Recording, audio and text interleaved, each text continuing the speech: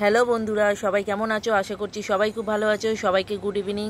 আজকে একটা শুভ সন্ধ্যা নিয়ে তোমাদের সঙ্গে এই ব্লগটা শেয়ার করার জন্য চলে এলাম। তো আজকে গিয়েছিলাম একটা জায়গায়, পাশেই আমাদের একটা জায়গা আছে নদী সংলগ্ন, সেখানে একটু ঘুরতে গিয়েছিলাম সন্ধ্যের দিকে। এই যে আমার মেয়ে গিয়েছিল আমার সঙ্গে, আর আমার হাজব্যান্ড ছিল।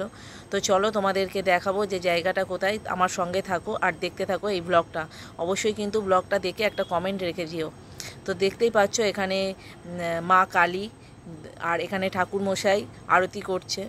তো আমরা এই গিয়েছিলাম আমাদেরই বাড়ির পাশেই একটা মন্দিরের ভিউটা তোমাদের সঙ্গে শেয়ার করছি। আর পাশে এই দেখো মা গঙ্গা এখানে আছে। চারপাশের ভিউটা একটু সন্ধে হয়ে গিয়েছিল বলে এই রকম দেখাচ্ছে। আর পাশেই এই যে রাস্তা, তো ঠাকুরমশাই এখন আরতি করছেন। আর এই যে আমার মেয়ে এখানে বসে আছে। আর এই যে এটা হচ্ছে ঘাট। তো দেখতেই পাচ্ছ এটা হচ্ছে মা রাজেশ্বরীর মন্দির। আর মন্দিরটা এতটাই সুন্দর যে তোমাদের সঙ্গে শেয়ার না করে পারলাম না। তো দেখতেই পাচ্ছ এখানে ঠাকুরমশাই আরতি করছে। আজকে সন্ধ্যাটা খুবই ভালো কেটেছিল। সন্ধ্যেবেলায় আমরা চলে গিয়েছিলাম এইখানে। আর এখানে আরও একটা ইন্টারেস্টিং জিনিস তোমাদের সঙ্গে শেয়ার করার জন্য এলাম। এই যে বাদ্যযন্ত্রটা দেখতেই পাচ্ছ, এটা কিন্তু ইলেকট্রিকে বাজছে। এটা বাজানোর জন্য কোনো রকম কেউ নেই। তো এটা বেশ ভালোই লেগেছিল দেখতে। আমরা প্রায়ই ওখানে যাই সন্ধ্যের দিকে।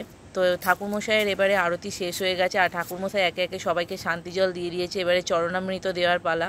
তো আমরা সবাই এগিয়ে গিয়েছিলাম। আর দাঁড়াও তোমাদের এবারে মন্দিরের উপরের ভিউটা দেখাই। দেখো কতটা সুন্দর লাগছে মন্দিরের উপরের ভিউটা। তো আমাদের এবারে এখান থেকে বেরিয়ে যাওয়ার পালা, কিন্তু তার আগে একটু চারপাশটা ঘুরে নেব।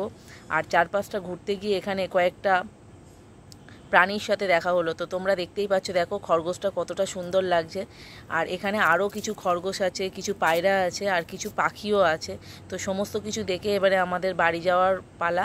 তবে বাড়িতে যাওয়ার আগে আরও কয়েকটা জায়গায় যাওয়ার আছে। তো চলো আজকের মতো ব্লগটা এখানেই শেষ করছি। আবার দেখা হবে। টাটা।